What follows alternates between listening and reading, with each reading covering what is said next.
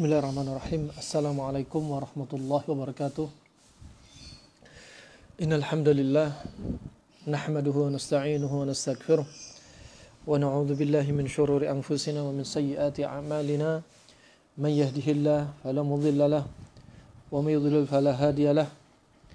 Asyhadu an la ilaha illallah wahdahu la syarika lahu wa asyhadu anna Muhammadan 'abduhu wa rasuluh. Amma ba'd. Alhamdulillah, rahimani wa rahimakumullah, Bapak dan Ibu-ibu, bersama majelis kajian Al-Fath, guys. Dalam kesempatan kali ini kita akan melanjutkan materi kajian kita, serial kajian Tibbun Nabawi dan pengobatan Arab klasik. Sebagaimana dari poster yang sudah tersebar, pada kesempatan kali ini kita akan membahas yaitu tentang manfaat tebu. Dan yang pertama perlu diketahui bahwasanya tebu tidak termasuk dalam daftar Tibbun Nabawi, tidak termasuk dalam daftar herbal Tibbun Nabawi. Oleh karena itu tidak bisa kita nisbatkan, kita klaim bahwasanya tebu termasuk Tibbun Nabawi. Dan kedokteran Arab klasik membahas tentang tebu, membahas tentang tebu. Dan kaidah apa yang Nabi SAW tidak bahas bukan berarti tidak boleh dikonsumsi, bukan berarti tidak ada manfaatnya, tidak, ada manfaatnya. Dan perlu diketahui pula bahwasanya herbal-herbal yang kita konsumsi itu dibagi menjadi dua. Yang pertama, herbal yang kita konsumsi setiap hari, seperti herbal-herbal dapur, seperti bawang, seperti merica, seperti serai, seperti juga kayu manis, seperti cengkeh, juga kadang juga masuk bayam, seledri, dan banyak sekali yang lainnya. Ini termasuk apa? Tanaman herbal yang dikonsumsi setiap hari, termasuk herbal dapur. Dan itu untuk menjaga keseimbangan kita, untuk menjaga kesehatan kita. Dan ada juga yang berikutnya, herbal yang bukan herbal dapur, akan tetapi herbal ini tidak boleh dikonsumsi setiap hari, tidak boleh dikonsumsi setiap hari. Contohnya seperti herbal yang bukan dapur dan tidak dikonsumsi setiap hari, sebagai misal burtawali, tidak mungkin masuk dapur, karena rasanya yang pahit. Begitu pula kustul hindi, nggak mungkin masuk herbal dapur, tapi dia dikonsumsi ketika dibutuhkan, ketika tubuh membutuhkannya. Ini termasuk herbal-herbal yang tentunya digunakan oleh atau diresepkan oleh mereka-mereka yang merekomendasi atau ahlinya kapan dibutuhkan. Nah, ada pun herbal yang dikonsumsi setiap hari, dia aman, dia tentunya dengan takaran tertentu untuk masak, maka itu masih dalam batas aman. Ada herbal dapur, tapi bisa jadi herbal obat. Ini sebenarnya bisa ditambahkan ketiga. Nah, seperti contohnya bawang, pada dosis memasak dia digunakan sedikit, tetapi ketika digunakan untuk mengobati asma, maka dosisnya lain lagi. Ada dosis setiap hari, konsumsi setiap hari, dan ada dosis pengobatan. Dan itu berbeda. Dan di masa lalu Ibnu Qayyim menyebutkan, Ibnu Muflih juga menyebutkan bahwasanya gula, kalau disebut gula di masa lalu artinya adalah tebu. Artinya adalah tebu. Dan di masa lalu gula ini, kata beliau rahimahullah, Ibnu Qayyim dan Ibnu Muflih, was-sukkar hadithun lam yatakallam fihi al-mutaqaddimu al-atibba. Dan dulu tanaman tebu ini jarang diperbincangkan pada kedokteran kuno, ya. Dan mereka jarang yang tahu. Kenapa? Saking sedikitnya tebu, saking jarangnya tebu, ya. Kalau sukar disebut di masa lalu, maksudnya adalah tebu, bukan gula pasir seperti di zaman sekarang. Dan mereka tidak mensifati tebu sebagai minuman, tidak menjadikan tebu sebagai minuman, akan tetapi mereka menggunakan pemanis, dan minuman itu rata-rata adalah dengan madu, dan akan tetapi tebu walaupun tidak disifatkan atau tidak digunakan untuk minuman, tetapi ulama-ulama di masa lalu, ahli kedokteran di masa lalu, mereka memasukkan tebu sebagai tanaman herbal. Wa yudkhilunahu fil adwiyah, katanya. Akan tapi sudah dimasukkan herbal. Bahkan disebutkan dalam Fathul Bari, Aisyah radhiyallahu anha ketika membuat manisan, ya, ketika membuat halawa, di antara bahannya adalah yaitu tebu. Nah, berarti mereka sudah ada, walaupun di negeri Arab yang panas, tetapi tanaman tebu ada. Ya, semangka juga ada, timun juga ada. Bahkan sekarang pula kelapa banyak didapati. Ya, kelapa, tebu sangat banyak. Dan tidak dipungkiri, subhanallah, daerah yang lebih panas biasanya tebunya, kelapanya rasanya lebih manis, karena mereka lebih menahan air. Nah, kemudian rahimahullah jami'an, Ibnu Qayyim juga Ibnu Muflih menyebutkan pembahasan tentang tebu. Ya, kami tidak membahas dari sisi kedokteran Cina, tetapi kami bahas dari sisi kedokteran Arab klasik, bagaimana sudut pandang mereka. Walaupun pada beberapa hal didapati berbagai kemiripan. Yang pertama, sebagaimana kami katakan, tebu jangan dinisbatkan kepada tibun nabawi. Ya. Nah, kenapa? Dalilnya nggak thabit kepada Nabi SAW. Adapun Ibnu Qayyim menyebutkan dalil, sebagaimana beliau sebutkan, kata Ibnu Qayyim rahimahullah, ja'a fi ba'dhi alfadhi sunnah as-sahihah fil haud. Datang dalam dalil yang sahih tentang telaganya Nabi SAW. Nanti di padang mahsyar, sebelum melewati sirat al-mustaqim, maka hamba Allah subhanahu wa ta'ala akan mendapati telaga. Walikulli nabiyyin haud. Dan setiap nabi nanti punya telaga. Dan besarnya telaga tergantung dari besarnya atau jumlahnya umat para nabi. Ada Nabi Musa alaihissalam, telaganya besar, dan Nabi mengira itu adalah telaganya Nabi. Ternyata itu adalah telaganya Nabi Musa, dan telaganya Nabi Muhammad lebih besar lagi. Dan ada Nabi yang pengikutnya hanya 3, bahkan ada Nabi yang pengikutnya hanya 1, seperti Nabi Syed, ya. Nah, bahkan ada Nabi yang tanpa pengikut. Wallahu a'lam bishawab. Maka jumlah atau besarnya telaga tergantung dari jumlah umatnya. Dan Nabi SAW adalah termasuk Nabi yang telaganya paling besar. Wa man yashrab minhu lam yadhma abada, kata Nabi SAW. Barang siapa yang minum telaga itu, selamanya dia nggak akan pernah haus. Ya, selamanya dia nggak pernah haus. Ya, dan dia sangat manis. Nah, dia sangat manis. Wa ina'uhu atau adadu ina'ihi kan nujum fis sama. Dan nanti gayung-gayungnya atau bejananya untuk ngambil dari air telaga tersebut, itu nanti jumlahnya seperti apa? Kan nujum fis sama. seperti bintang-bintang di langit. Ini sifat-sifat telaga Nabi SAW.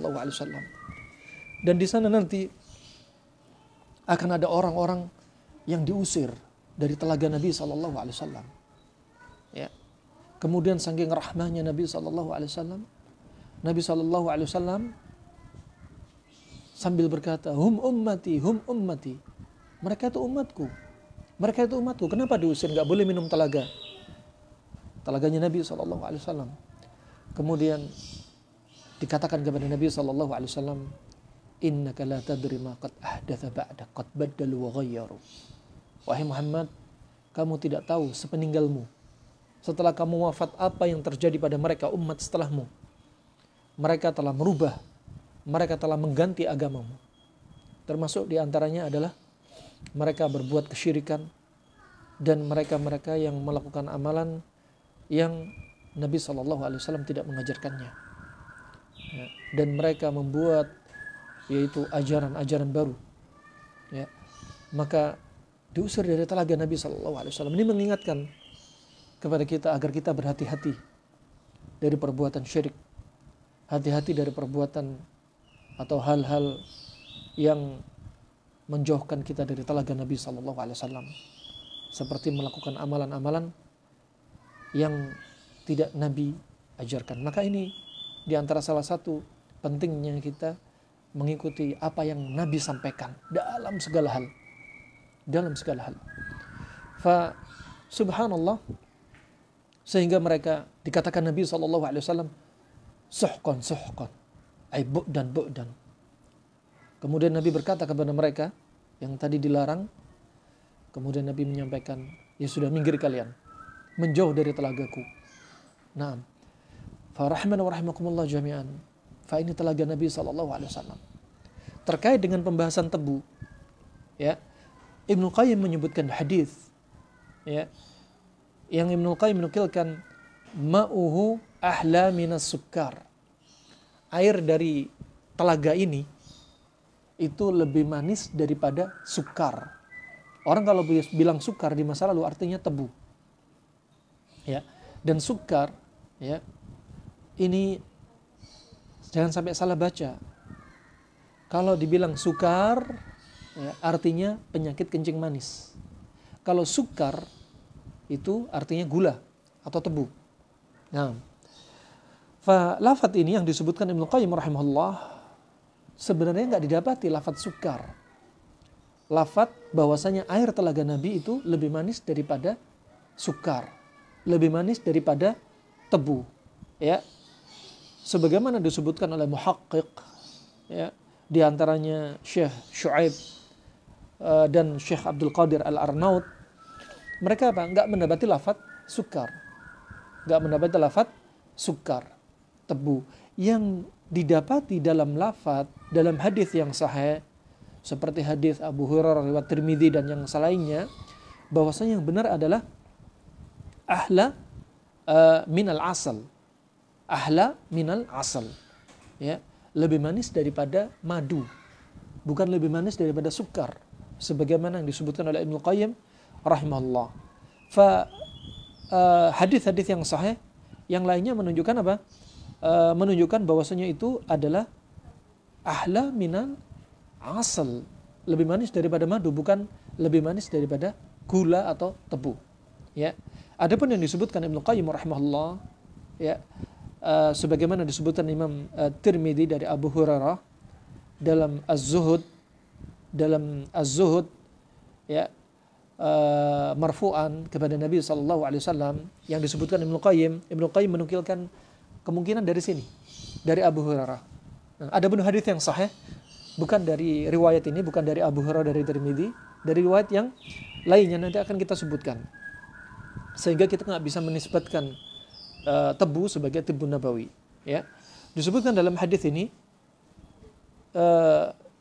yukhriju fi akhir zaman rijalun yakhtalluna ad-dunya bid-din yalbasuna lin-nas julud ad-dha'n min al-lin alsinatuhum ahla min as-sukkar.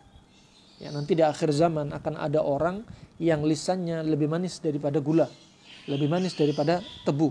Ya, di zaman lalu kita katakan bukan gula tapi tebu. Nah, wa qulubuhum qulubud dhaib, ya, dan hati mereka seperti hati serigala. Yaqulullah azza wa jalla, kemudian Allah berkata, abi yaqtarun, apakah denganku kalian ini tertipu? Am alayya yajtariun, atau atasku kalian berani? Nah, fabi halaftu la ab'athanna ala ulaika minhum fitnah tada al-halim minhum hiran. Syahidnya di sini adalah lafaz sukar. Lafaz sukar. Hadis ini, ya, adalah hadis yang di dalamnya ada perawi namanya Yahya bin Ubaidillah bin Abdullah bin Muhab. Ya, dia adalah matruk. Ya, dia adalah matruk. Maka hadis ini tidak bisa menjadi dalil. Hadis ini tidak bisa menjadi dalil. Kemudian rahimakumullah jami'an, fa lafaz yang benar, ya, sebagaimana datang dalam sahih, fa abyadu minal wariq.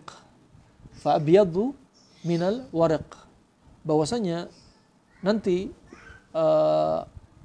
yaitu telaga Nabi SAW warnanya lebih putih daripada al-wariq atau al-fiddah, lebih putih daripada perak, ya.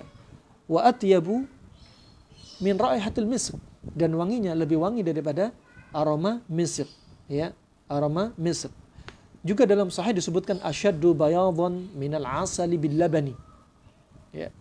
Dalam riwayat yang lain disebutkan, dan nanti air di telaga Nabi SAW lebih putih dari susu, lebih putih daripada madu yang dengan susu, ya, madu yang dengan susu lebih putih. Nah, fa rahimana wa rahimakumullah, ini yang disebutkan.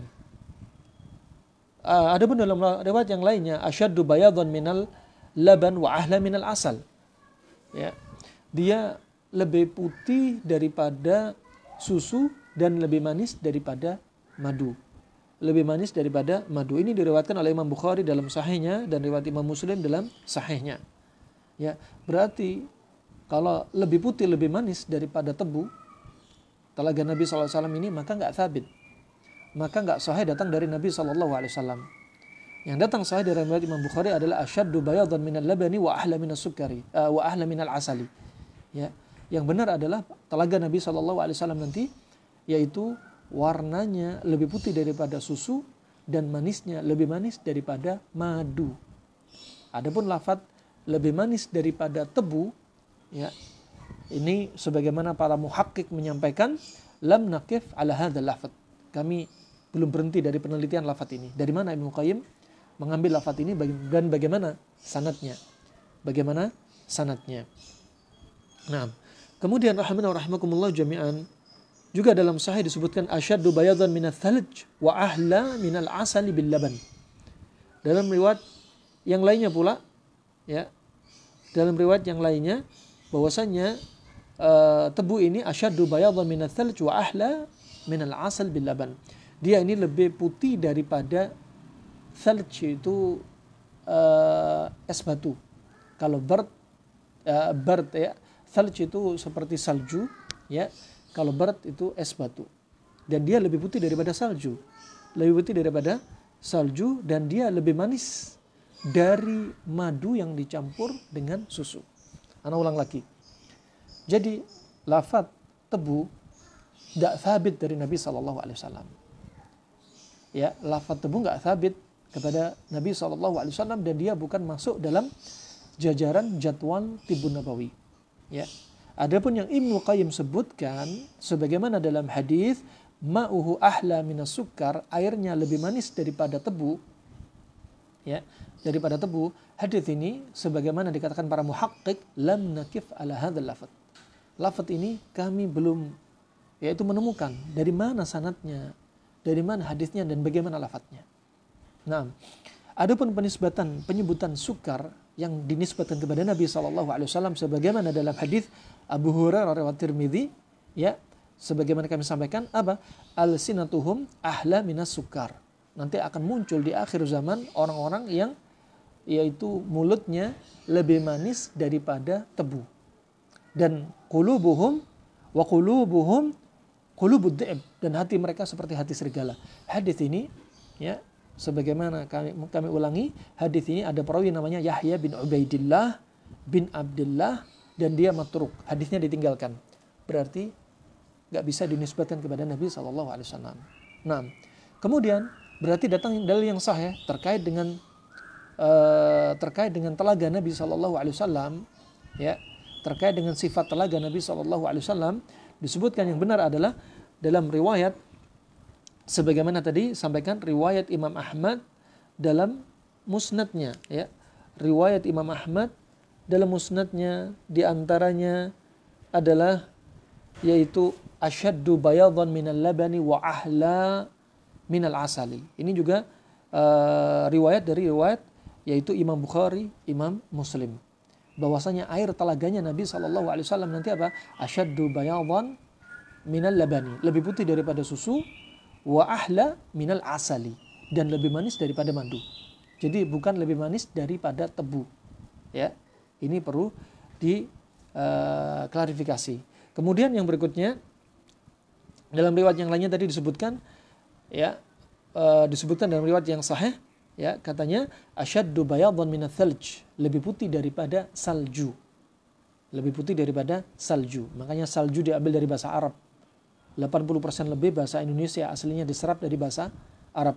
Sebagaimana salah satu seorang penerjemah atau pembuat penulis kamus Arab Indonesia, ya. Kemudian wa ahla minal asali bil laban, dan dia lebih manis daripada apa? Madu yang sudah dicampur susu. Maka ini klarifikasi. Nah, lafaz tebu tidak sabit kepada Nabi sallallahu alaihi wasallam. Nah, barakallahu fikum. Kemudian yang berikutnya berarti kita sudah tahu tebu, ya. Tebu dijuluki dalam bahasa mereka dengan qasbus sukar. Qasbus sukar, qasb itu seperti pipa, sukar itu manis. Artinya pohon tebu. Ya, ini lafaz yang datang dari orang-orang kuno di masa lalu, ya, para pendahulu-pendahulu kita. Dan kemudian Ibnu Qayyim rahimahullah menyebutkan tentang sifatnya, ya, menyebutkan tentang sifatnya sebagaimana disebutkan bahwasannya sifat yang dirajihkan, dikuatkan oleh Ibnu Qayyim rahimahullah, sifat dari tebu itu, ya, adalah harun ratbun. Harun ratbun, dia panas lembab, ya, panas lembab. Adapun Ibnu Mufli rahimahullah juga menyebutkan sifatnya dia adalah harun fi akhiri ula. Dia sifatnya panas pada derajat yang paling akhir, ratbun fi ula, dan dia sifatnya lembab pada derajat yang pertama. Nah, dan ada yang berpendapat bahwasanya tebu ini adalah sifatnya baridun, sifatnya dingin, sifatnya dingin. Akan tetapi Ibnu Qayyim lebih merojihkan bahwasanya sifat dari tebu itu adalah panas lembab. Panas lembab. Nanti akan kita sebutkan keutamaan terkait dengan konsep panas dingin. Ya, pembahasan tebu dilihat dari konsep panas dan dingin. Di sini beliau menyampaikan qasbus sukar. Kata Ibnu Qayyim rahimahullah, kita ingin menggabungkan beberapa faedah dari para ulama, dari beberapa kitab. Kemudian kita akan sebutkan faedah dari kedokteran modern di masa sekarang terkait dengan tebu. Beliau sebutkan wa qasbus sukar, pohon tebu. Ya, sebagai ma'ruf, tebu banyak kita dapati di sekitar kita. Bukan sedikit, banyak. Nah, banyak sekali. Dan tebu ini banyak manfaatnya, ya, apalagi tebu yang segar, ya, tidak dipungkiri banyak manfaatnya. Berbeda dengan tebu yang sudah olahan sehingga menjadi gula, Tebu yang subhanallah, fresh, ya, bahkan bisa untuk mengobati kencing manis. Kenapa bisa demikian? Nanti akan kita bahas. Kemudian sebaliknya dengan tebu yang sudah diolah menjadi gula pasir, fa ini masya Allah banyak kasus kencing manis karena gula dari tebu, karena gula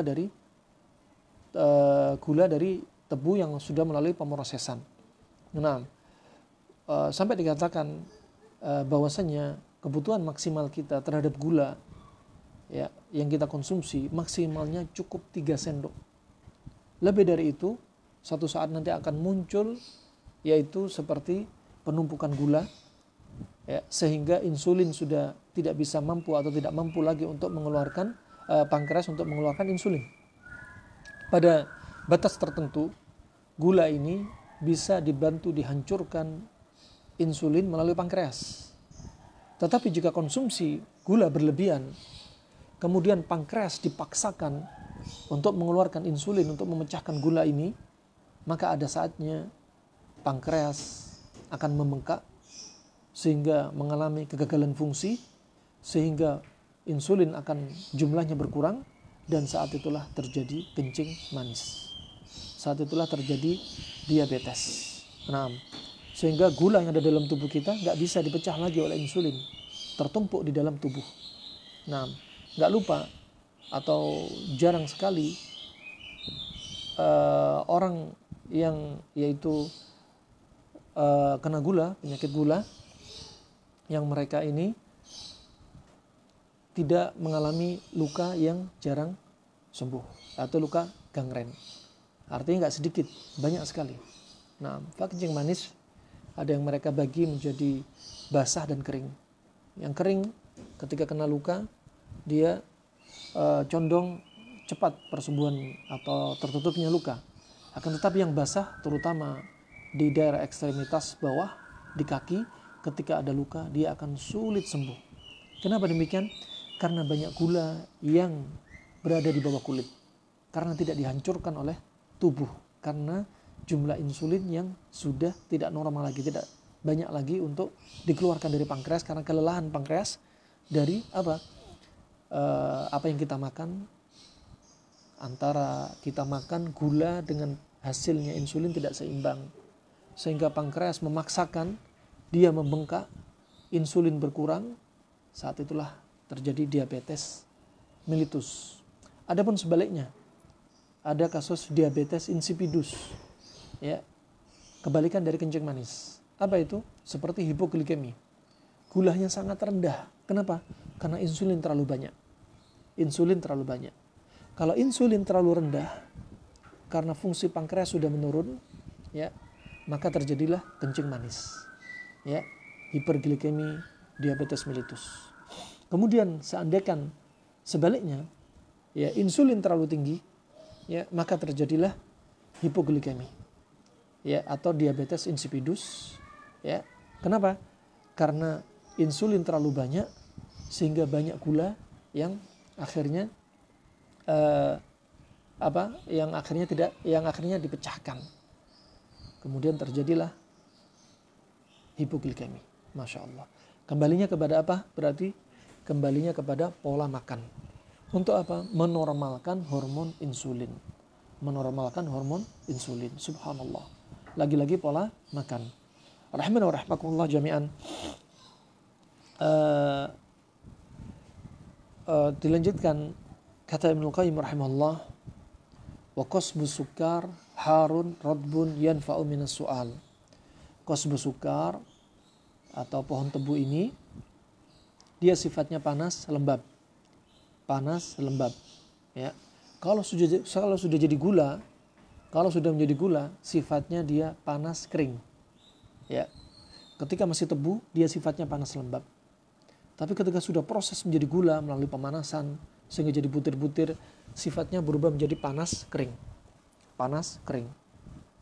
Nah, kemudian rahimakumullah jami'an dilanjutkan, wa qasbu sukar harun ratbun yanfa'u minas su'al. Qasbu sukar ini sifatnya adalah, tebu ini sifatnya panas lembab, dia sangat bermanfaat untuk batuk. untuk batuk. Dan batuk ini rata-rata adalah termasuk sindrom dingin. Sehingga yang paling bagus adalah menggunakan makanan, minuman yang sifatnya panas atau panas lembab. Kemudian juga wa yajlu ar-rutubata wal mathana, dan dia untuk menghilangkan kelembapan di paru-paru. Ya. Dan subhanallah, selain di paru-paru juga menghilangkan kelembapan di mathana, yaitu di kandung kemih. Tambahan menurut Ibnu Muflih rahimahullah ta'ala, beliau menambahkan faedah bahwasannya dia juga bermanfaat untuk yajlu rutubat sadr, untuk membersihkan kelembapan di paru-paru. Ini manfaat dari tebu. Batuk, ya, untuk batuk membersihkan kelembapan paru-paru, ya. Dan juga selain itu membersihkan kelembapan di dada. Dan yang asyik lagi, dia juga apa? Untuk membersihkan al-khawanik bil gargharah bihi. Untuk membersihkan al-khawanik. Al-khawanik itu apa? Rasa sesak karena hidung tersumbat, kemudian saluran pernafasan, tenggorokan, dan paru-paru yang menyempit. Nah, fa ini subhanallah kadang terjadi pada kasus COVID-19. Nah, walaupun dia panas lembab, dia juga bisa membersihkan paru-paru. Bisa digunakan dengan minum, ya. Tentunya tanpa gula, tanpa es, ya. Di zaman kita sekarang juga bisa digunakan untuk ghargharah. Ghargharah yaitu kumur-kumur. Ya. Digunakan sebagai antiseptik mulut dan tenggorokan. Untuk apa? Ghargharah. Ini disebut oleh para ulama rahimahumullah jami'an. Fa qasbatur ri'ah juga bisa dibersihkan, termasuk saluran pernafasan, ya, seperti bronkus, bronchiolus, alveolus, saluran paru-paru, ya, dari trachea, kemudian bronkusnya, saluran-saluran cabang bronkusnya, alveolinya, semuanya ini dibantu dibersihkan dengan tebu. Terutama orang-orang yang banyak dahaknya, banyak lendirnya, fa ini juga bisa membantu, ya, imam mengeringkan sekaligus mengeluarkan dahak tersebut. Nah, sehingga kita nggak perlu minum obat-obat dari obat apotik semacam yaitu pengencer dahak, ya, semacam pengencer dahak. Baik, ini tebu ini digunakan untuk apa? Untuk mengencerkan dahak sekaligus untuk mengatasi batuk yang kering juga. Fa subhanallah, bisa untuk dua sisi, batuk yang dahak atau batuk kering. Masya Allah, sangat membantu sekali. Fa huwa asyaddu talyinan minas sukar, ya. Dan dia ini lebih lembut. Wa fihi ma'unatan 'alal qai', dan untuk membantu pada kasus apa? Kasus muntah. Termasuk membersihkan lambung juga, ya. Membersihkan lambung juga. Wa yudirru al-baul, juga dia termasuk diuretik sekaligus mencuci saluran perkemihan. Wa yuzidu fil bah, dan untuk menambah yaitu syahwat pasangan suami istri. Kenapa? Karena sifatnya panas. Qala Affan bin Muslim as-Saffar, berkata Affan bin Muslim as-Saffar, dia termasuk salah satu perawi thiqatun thabat, perawi yang terpercaya. Dia berkata, man massa qasba sukar ba'da ta'amih lam yazal yawmahu ajma'a fi sururih. Nah, kata beliau, barang siapa yang massa qasba sukar, barang siapa yang menghisap kayu tebu, ya, setelah dia memakannya, kemudian dia ngisep, ya, setelah makan dia ngisep tebu. Nah, lam yazal yaumahu ajma' fi sururih. Maka senantiasa pada hari itu dia selalu dalam keadaan riang gembira. Dalam keadaan riang gembira. Yaitu apa? Mengurangi stres oksidatif. Masya Allah. Fa ini rahimani wa rahimakumullah jami'an, di antara manfaat tebu, ya, untuk merangsang apa? Hormon kesenangan. Ya, untuk merangsang keluarnya endorfin. Ya, Masya Allah. Bahkan termasuk untuk apa? Munawwim. Sebagai yaitu obat alami penenang dan pengantar tidur. Penenang dan pengantar tidur. Nah, maka dengan tebu, Masya Allah. Nah, apalagi rasa manisnya, ya, rasa manisnya pada tebu itu yang juga menenangkan. Wa huwa yanfa'u min khushunatis sadr wal halq idza syuwiya. Dan dia, tebu ini bermanfaat bagi orang-orang yang mengalami khushunatus sadr, yaitu paru-paru yang sudah mulai mengeras, sudah mulai kaku. Wal halq, begitu pula tenggorokan. Ya, tentunya kakunya dada dan tenggorokan, paru dan tenggorokan karena berbagai hal. Seperti apa? Seperti pola makan yang tidak baik. Ya, pola makan yang tidak bagus, seperti katakan kurang sayuran, semuanya isinya karbo dan protein hewani tanpa diimbangi sayuran. Ya, kemudian bisa jadi mengeras karena faktor polusi. Ya, kemudian juga bisa mengeras karena dia jarang olahraga, kurang istirahat. Ya, kemudian mengeras juga karena aktivitas dia yang kurang baik, seperti kebiasaan dia merokok.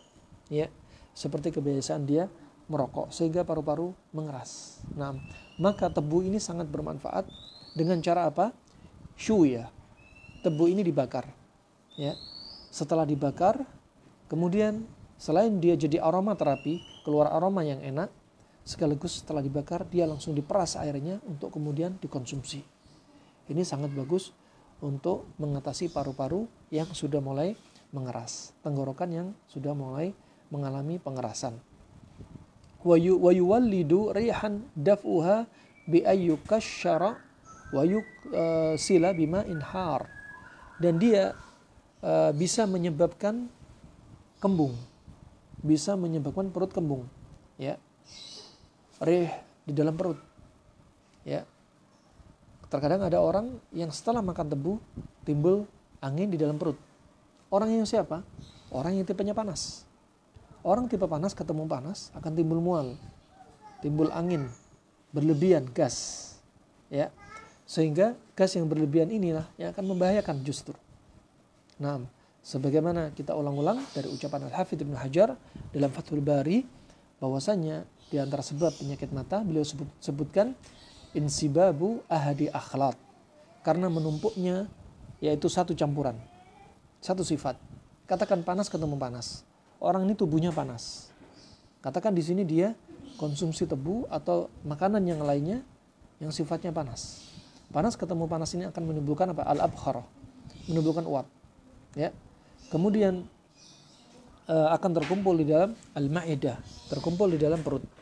Wa idza sa'ada ila dimag, dan kalau naik ke kepala, naik ke kepala, dan inin dafa'a ilal ain, kalau didorong ke mata, dari otak, dari kepala didorong ke mata, maka akan menimbulkan penyakit seperti ramat, yaitu konjungtivitis. Wa inin dafa'a ilal khayashum, kalau didorong ke hidung akan menimbulkan yaitu zukam, ya. Wa inin dafa'a ilal liha wa ila liha yahdutsu al-masyakil atau muskilah fi al-anf wal khannan. Kalau ternyata uap tadi dari otak terdorong di anak lidah ufula dan terdorong di hidung, maka akan menjadikan masalah hidung juga khannan, suara ngorok. Wa in dafa'a ila wa in dafa'a ila as-sadr, dan kalau didorong ke paru-paru, ahdatha an-nazlah, maka akan timbul penyakit paru-paru atau infeksi paru-paru. Wa in dafa'a ila al-qalb, dan kalau ternyata arahnya ke jantung, ahdatha syausah, maka akan menimbulkan syausah. Ulama khilaf apa itu syausah. Ada yang berpendapat yaitu pecahnya pembuluh darah jantung. Ada yang berpendapat nyeri perut. atau nyeri dada. Fa ini rahimakumullah, prinsip ya, jika satu makanan menumpuk, satu jenis sifat ini menumpuk akan menimbulkan apa? Uap. Akan membahayakan tubuh kita. Nah, kita lanjutkan. Kalau seandainya turun, permisi, sebagaimana sering terjadi pada kaum wanita, kalau turun ke bawah, ini selesai ucapan Al-Hafidh. Maka prinsip di sini juga, kalau turun ke alat vital wanita atau rahim wanita, maka apa? Ahdatha al-fitriyat. Maka akan terjadi apa? Seperti fitriyat, keputihan. Fitriyat fil farj, ya, keputihan. Kalau wa in dafa'il jil ahdatha al-fitriyat. Dan jikalau ini muncul ke kulit, juga akan menimbulkan penyakit karena jamur seperti panu, gadas, kurap. Subhanallah. Kalau muncul ke kulit kepala, maka akan menimbulkan seperti apa? Seperti ketumbe, kutuan dan lain sebagainya. Ya, kutu dan lain sebagainya. Termasuk ke ketiak juga aroma yang tidak enak.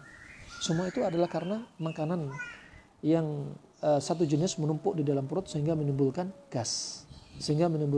Makanya Ibnu Qayyim rahimahullah, begitu pula Al-Hafidz Ibnu Muflih menyebutkan di antara obat ketombe, obat kutu adalah dengan daun bidara. Kenapa? Daun bidara sifatnya dingin. Buah bidara juga sifatnya dingin.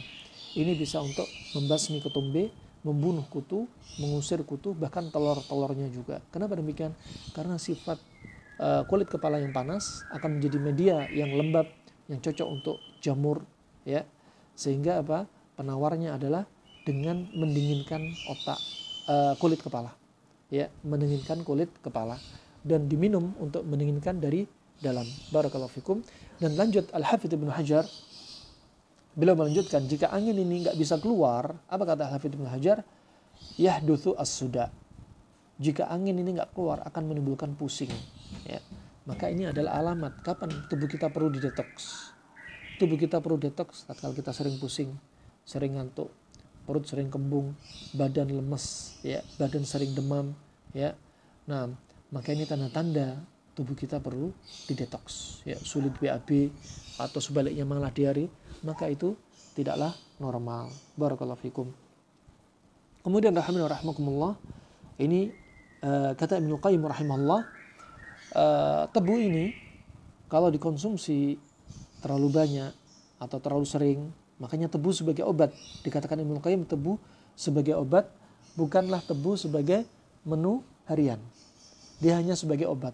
Makanya tidak dimasukkan dalam menu harian, tapi dia hanya sebagai obat. Nah, berarti kita konsumsi gula juga demikian. Nah, jangan sampai menjadi rutinitas. Nah, apalagi berlebihan, lebih dari 3 sendok dalam sehari. Dan tebu ini kalau imma dikonsumsi berlebihan, satu, imma dikonsumsi orang yang sifatnya panas dan dia konsumsi tebu atau sejenisnya yang sifatnya panas juga, jika sering-seringan apa? Akan menimbulkan gas. Nah, akan menimbulkan gas, inilah yang akan menjadi masalah kesehatan bagi tubuh kita. Sebagaimana yang disampaikan Al-Hafidz Ibnu Hajar. Maka caranya bagaimana? Agar tebu tidak menimbulkan gas. Kata Ibnu Qayyim rahimahullah, bi ayyuqashshara wa yuksala bima'in har. Ya, maka hendaknya apa? Tebu ini dikupas. Tebu ini dikupas. Setelah dikupas, karena tebu ini ada getahnya. Nah, setelah dikupas, setelah itu disiram dengan air panas. Setelah itu Anda konsumsi.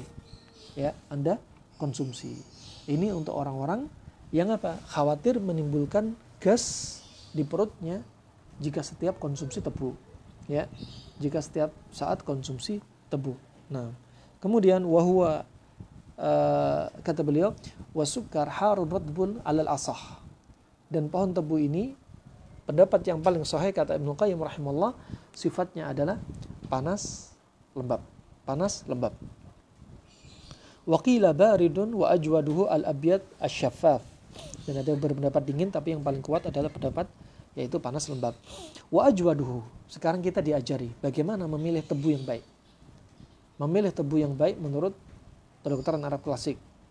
Kata Ibnu Qayyim rahimahullah, wa ajwaduhu al-abyad asy-syaffaf at-tabarzat.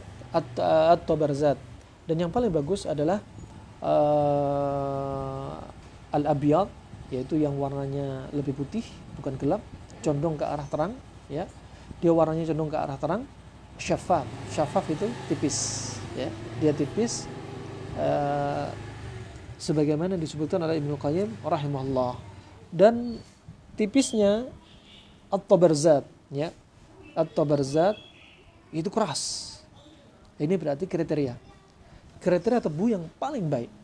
Kami ulang, kriteria memilih tebu yang paling baik. Kalau Anda dapat langsung pohon tebunya, kalau Anda ada kemampuan untuk mendapatkan tempat tebu dan bisa memilih, ya, maka pilihlah yang ini, ya. Satu apa tadi? Yang pertama adalah abyad, warnanya condong ke arah putih, ya, karena ada tebu yang dia semakin gelap, condong ke arah keputihan. Asy-syaffaf, syaffaf itu tipis, ya, dan kering, ya, tipis dan kering, kecil kering, ya. Yang berikutnya at-tabarzat. At-tabarzat ini keras. Ini 3 hal. Jenis tebu yang terbaik. Warnanya ke arah terang, kemudian dia syaffaf, ya. Dia tipis, kering, ya. Enggak terlalu besar. Kemudian yang berikutnya tabarzat. Tabarzat yaitu dia tasallub, dia keras banget. Wah, ini yang paling bagus. Nah, ini yang paling bagus menurut Ibnu Qayyim rahimahullah. Wa atiquhu altafu min jadidih. Yang berikutnya kata Ibnu Qayyim, wa atiquhu, yang sudah tua, yang sudah matang, itu lebih enak, ya, rasanya lebih bersahabat untuk tubuh ini daripada yang baru, daripada yang masih muda. Yang tua itu lebih dipilih daripada yang muda untuk tebu, dan dia semakin keras. Wa idza tubikha, kemudian cara berikutnya, ya, tadi sudah ada dibakar atau dipanggang, tebunya dipanggang. Untuk apa? Untuk melunakkan paru-paru dan melunakkan tenggorokan, ya, dipanggang. Kemudian yang berikutnya ini cara lain, ya. Jadi cara yang lainnya juga apa? Kalau khawatir timbul angin, tadi disiram air panas, dikuliti disiram air panas. Yang berikutnya wa idza tubikha wa nuzi'at raghwatuh, kalau tebu ini direbus, kemudian rawahnya, busahnya itu dibuang, ya, sakkana al-atash was-su'al, maka sebagai apa? Sebagai penenang atau penghilang dahaga dan untuk supresinya batuk, ya, untuk menekan batuk. Masya Allah, ya. Tebu kalau apa? Direbus. Setelah tebu ini direbus, rawahnya, busanya dibuang, ya, yang di atasnya setelah direbus itu busanya dibuang, maka ini sangat bagus untuk apa? Sakkanal atash wasu'al, sebagai dia penenang atau penghilang dahaga, sekaligus dia sebagai yaitu penenang batuk. Katakan seperti batuk rejan, batuk yang melelahkan, menghilangkan tenaga karena batuknya yang lama, ya, batuknya yang kering. Ini sangat bagus. Wa huwa yudhiru al-ma'ida allati tatawalladu fiha as-safra listihalatihi ilaiha. Nah, dan tebu ini tidak cocok untuk siapa? Orang yang lambungnya ini terkait dengan pengaruh dengan liver, ya. Karena liver ini ada safra seperti bilirubin dan dia mempengaruhi juga pada lambung, maka tebu yang terkandung padanya menghasilkan safra ini, ya, tidak dianjurkan, ya, membahayakan lambung. Wa daf'u dararuhu bima ilimun. Jadi gara-gara tebu, ya, itu akan menimbulkan safra. Safra itu apa?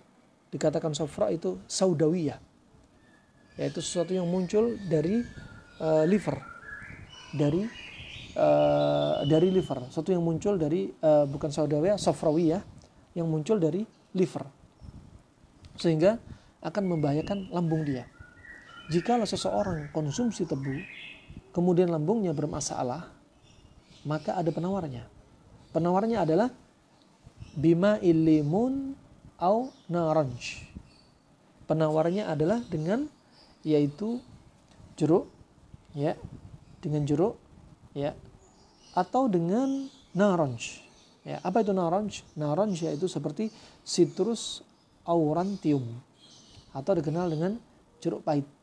Ya, dua-duanya jeruk lemon, jeruk pahit itu sifatnya kira-kira apa? Sifatnya dingin. Dia masam tapi sifatnya dingin. Ya, masam tapi sifatnya dingin. Ini Masya Allah. Sering kita dapati seperti ini. Makanya rata-rata yang manis itu sifatnya panas. Kurma manis, tebu manis. Ini contoh. Sifatnya panas. Dan tebu yang sifatnya panas ini dikasih penawar. Penawar jika dia mengalami masalah, katakan setelah konsumsi tebu, lambungnya sakit, lambungnya terasa panas, kemudian tenggorokan gatal, kemudian gigi ngilu. Kalau sudah seperti ini, kasih aja jeruk, ya, lemon ataupun jeruk pahit. Nah, mungkin bisa Anda peras 1 biji dengan segelas cangkir air, langsung diminum tanpa gula. Ya, itu jeruk tadi sifatnya dingin. Ya, untuk menawarkan yang sifatnya panas pada tebu, termasuk kurma. Jika Anda konsumsi kurma, kata Ibnu Qayyim, ada sebagian orang konsumsi kurma, dia menimbulkan efek samping seperti gigi ngilu, tersedak di tenggorokan, ya, sakit mah, ya, maka penawarnya kata Ibnu Qayyim, cari kurma mentah. Karena kurma kering sifatnya panas, kurma yang mentah sifatnya dingin. Ya, juga bisa Anda pakai lemon, jeruk, ya, pakai jeruk lemon ataupun jeruk pahit, silahkan. Ini berarti juga prinsip. Jika orang sakit mah, Anda sakit mah, tiba-tiba sakit mah, ya, Anda bisa dinginkan dengan perasan jeruk, ya.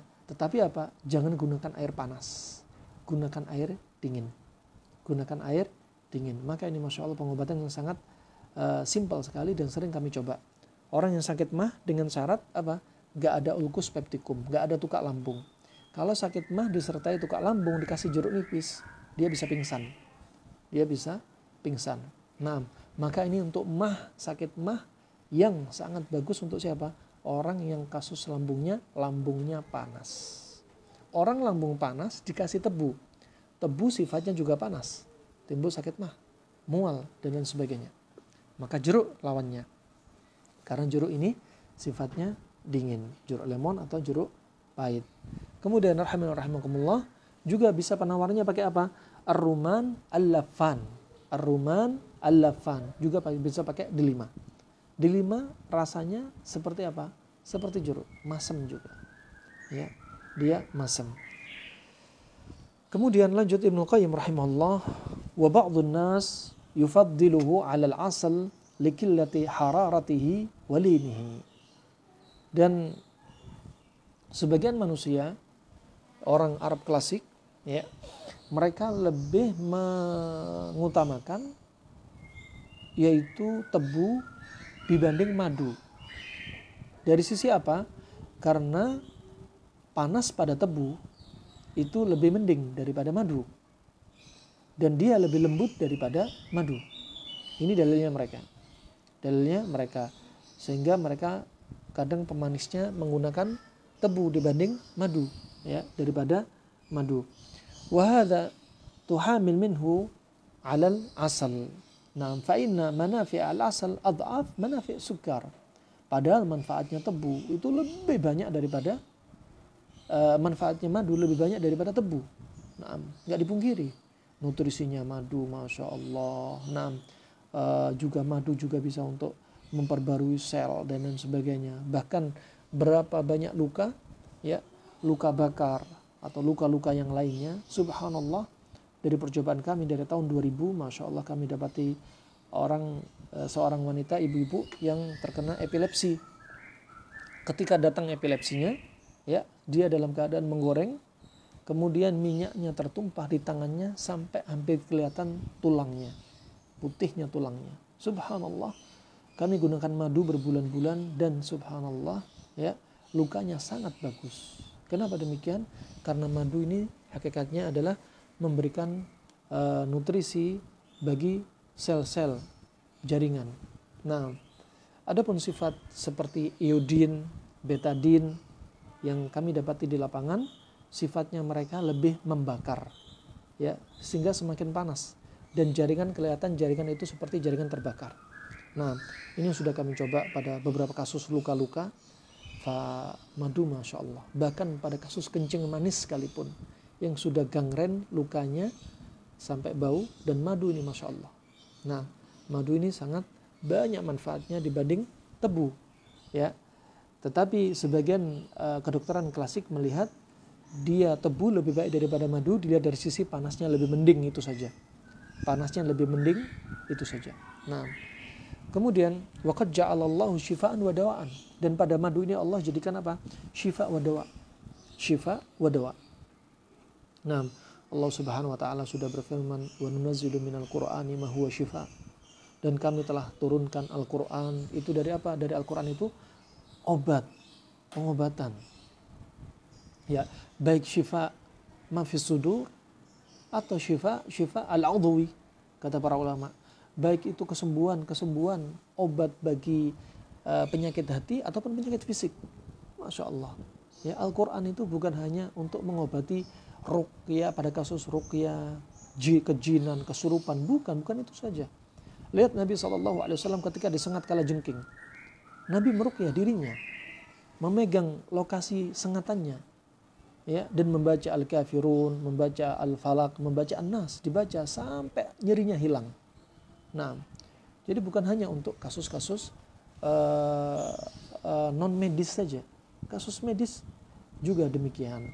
Fasubhanallah, ketika Nabi sakit, Nabi sambil membaca, meletakkan pada daerah yang sakitnya, tangannya diletakkan pada daerah yang sakitnya, kemudian Nabi membaca, ya, Bismillah 3 kali, A'udzubillahi wa qudratihi min syarri ma ajidu wa hadir, sampai 7 kali. Ya, ini menunjukkan bahwasanya apa-apa zikir ini termasuk ummul zikir, inti dari zikir Al-Quran itu bukan hanya untuk penyakit hati, penyakit jiwa juga, fisik juga. Bahkan saudara-saudara kami yang mereka terkonsentrasi dengan bidang mereka dalam ilmu ruqyah, ada di antara orang-orang yang dia menderita stroke dan dia sembuh dengan ruqyah dengan izin Allah Subhanahu wa taala. Dan ini tidak bisa dipungkiri. Dan itu terjadi.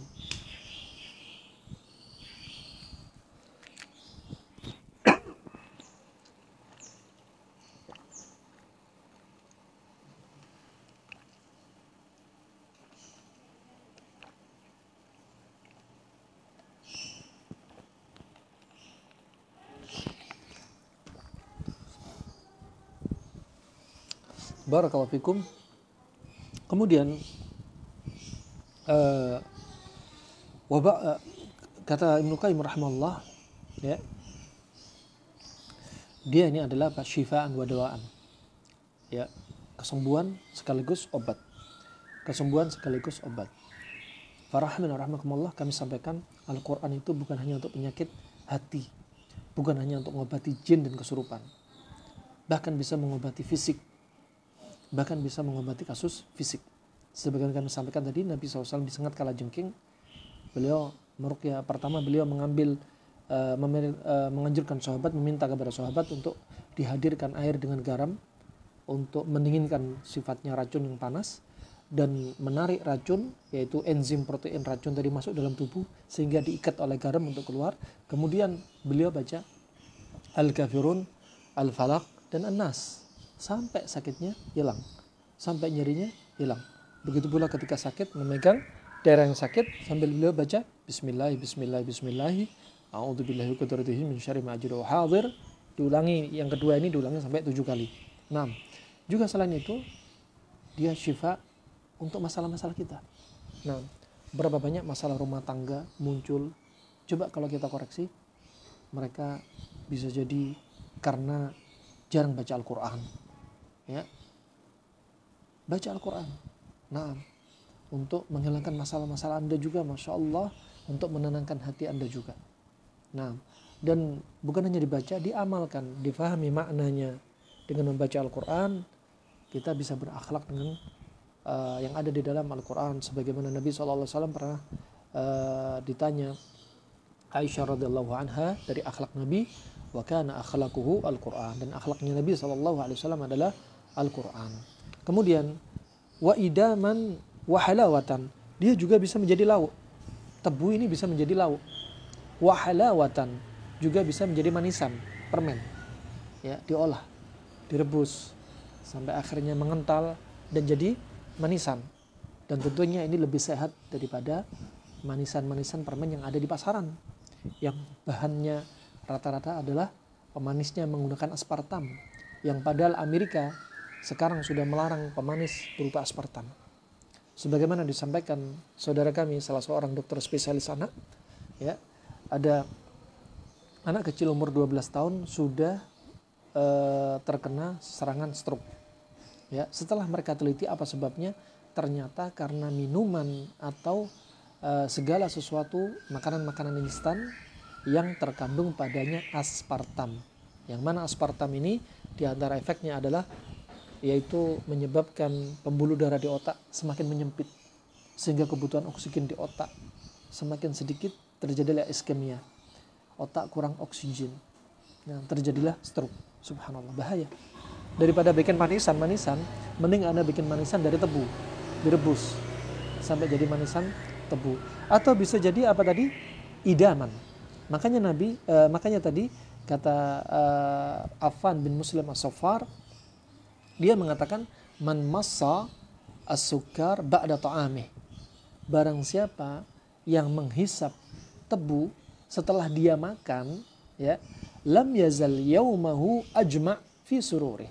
Maka senantiasa dia, keseharian dia, hari itu, dia apa? Terkumpul rasa senang pada dirinya. Nah, rasa senang pada dirinya. Dan ini untuk mengurangi apa? Untuk mengurangi stres oksidatif.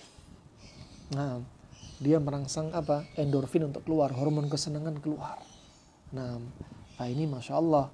Nah, tebu ini ternyata asyik sekali kalau dikonsumsi untuk orang-orang yang sedang mengalami kesedihan. Ya, untuk orang-orang yang sedang butuh apa? Hiburan. Termasuk ada makanan yang bagus di sini. Jangan bilang tibu nabawi, tapi kedokteran Arab klasik menggunakan apa? Tebu. Setelah makan, Anda makan diisep. Nah, ini beberapa saudara kita, ada saudara kita juga yang Masya Allah setiap hari pakai konsumsi ini. Habis makan diisep, ngisep tebu. Makan ngisep tebu. Nah, tapi lihat kondisi tubuh dia. Kalau tubuh dia sudah panas, maka jangan terlalu banyak mengkonsumsi tebu. Nah, kemudian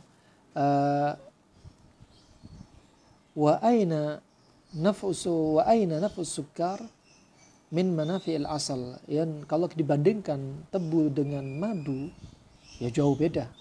Tentunya jauh beda. Nah, tetapi mereka lebih mengutamakan tebu. Kenapa? Tebu nggak terlalu panas sebagaimana panasnya madu. Dia panasnya lebih mending, lebih jinak. Di antara manfaatnya, manfaat tebu dibandingkan madu, ya, disebutkan Ibnu Qayyim rahimahullah, dari sisi apa dibilang tebu lebih manfaat daripada madu? Nah, dari sisi bukan dari pendalilan Al-Quran, bukan. Jelas, kalau Al-Quran sudah menjelaskan bagaimana apa yang keluar dari perut lebah. Jelas. Nah, keluar dari perut lebah, baik itu madunya, baik itu air liur lebahnya. Nah, maka yang dimaksudkan di sini adalah diantaranya yaitu dari sisi apa? Manfaat untuk beberapa kasus. Contoh, min taqwiyatil ma'idah, untuk menguatkan lambung. Tebu ini Masya Allah panas lembab, tapi manfaatnya menguatkan lambung. Begitu pula jahe itu panas lembab, tapi dia menguatkan lambung. Ya, menguatkan lambung. Padahal ini panas. Nah, adapun situ ada jeruk. Jeruk ini sifatnya dingin, walaupun dia masam. Ya, dingin walaupun dia rasanya masam. Nah, kecuali tadi jeruk jangan dikonsumsi untuk orang-orang yang mengalami tukak pada lambung. Kemudian di antara manfaatnya pula watalyinu taba'. Watalyinu taba', dan dia untuk melunakkan taba' apa? Tabiat pada tubuh. Tabiat pada tubuh dari sifat yang ada dalam tubuh, ya, baik itu nanti terkait dengan madah imtilaiyah atau mizajiyah, ya, imtilaiyah atau mizajiyah. Imtilaiyah seperti apa? Damawiyah terkait dengan jantung, ya, kemudian sofrawiyah terkait dengan liver, kemudian saudawiyah terkait dengan limpa, dan balghamiyah terkait dengan otak misalkan, dan imtilaiyah terkait dengan panas, lembab, kering, dingin. Nah, wallahu a'lam bishawab. Kemudian wa ihdadul basar, dan tebu ini bagus untuk apa? Untuk menguatkan pandangan mata, untuk menajamkan pandangan mata dengan menggunakan tebu. Kita katakan tebu bukan klaim, bukan masuk tibu nabawi, tapi dia masuk pengobatan Arab klasik. Kenapa? Karena dia membersihkan apa? Lambung. Dahak-dahak kotoran di lambung dibersihkan dengan tebu. Juga disebutkan Muqayyim di antara untuk menjernihkan mata dengan apa? Terapi istiqa, terapi muntah. Di antara manfaat terapi muntah menguatkan pandangan mata karena membersihkan lendir di lambung dengan cara merangsang anak lidah, dirangsang untuk memuntahkan apa yang ada di dalam lambung. Adapun yang datang dari Nabi SAW sebagaimana riwayat Abu Daud disahkan Syekh Albani rahimahullah dalam Sahih Abi Daud, kata Nabi SAW menggunakan apa? Di antaranya batu ithmid. Ya, khairu iktihalikum al-ithmid. Sebaik-baik kalian menggunakan celak adalah celak ithmid, dari batu ithmid yang dia warnanya hitam condong ke arah kemerahan, ya, dan didapati banyak di negeri Hijaz. Dan kata beliau sallallahu alaihi wasallam, fa innahu yajlu al-basar wa yumbitu asy'ar, karena dia untuk apa? Menjernihkan mata dan menumbuhkan rambut. Ini datang dari Nabi sallallahu alaihi wasallam. Ada datang dari Nabi, katakan dari Nabi. Yang bukan dari Nabi berarti ya cukup katakan dari disiplin ilmu kedokteran yang lainnya.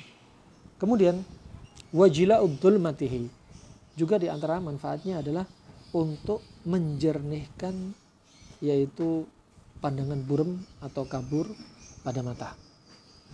Buram atau kabur pada mata. Nah, coba dilihat di sini masih ada kaitannya.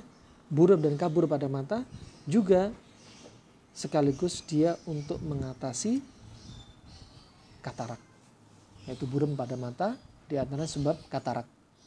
Tentunya pada apa? Stadium awal. Pada stadium awal, pada katarak stadium 1 atau 2. Bisa di antara menggunakan apa? Anda konsumsi tebu. Konsumsi tebu. Nah, Masya Allah. Kemudian rahmatullah jami'an, di antara manfaatnya yaitu di antaranya juga wa ibra'ihi minal falij wal laqwah. Dan di antara manfaat tebu adalah untuk menghilangkan kasus atau menyembuhkan atau sebagai pengobatan pada kasus al-falij, yaitu syalal niswi, yaitu pada kasus stroke, ya, kasus stroke, ya, lumpuh separuh. Juga al-laqwah, al-laqwah yaitu al-iwaj fi syakil wajah, yaitu apa? Pada kasus Bell palsy, ya, jadi orang lumpuh separuh, atau pada kasus wajah merah Bell palsy, masalah pada saraf ketujuh, ya. Nah, ini bisa menggunakan tebu. Nah, bisa menggunakan tebu. Nah, wa min jami'il al-ilal al-barida allati tahdutsu fi jami'il badan min rutubat. Dan banyak sekali kasus-kasus yang sifatnya dingin, kata beliau, yang sifatnya dingin yang terjadi karena